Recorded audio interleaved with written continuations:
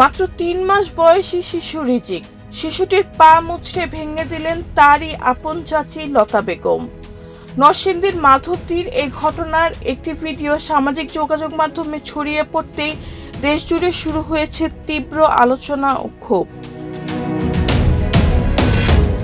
Police জানায়, ঘটনাটি কয়েকদিন আগের। শিশুটির মা গোপনে মোবাইল ফোনে পুরো ঘটনাটি ধারণ করেন। পরে ভিডিওটি তার ভাইয়ের কাছে পাঠানো হয়।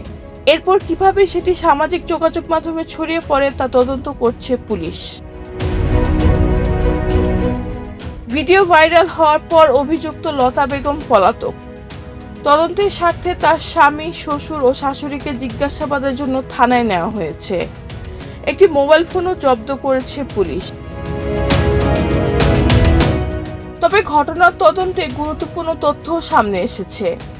ভাইরাল পোস্টে শিশুর পা ভেঙে যাওয়ার দাবি করা হলেও পুলিশের প্রাথমিক তদন্তে এর সত্যতা মেলেনি।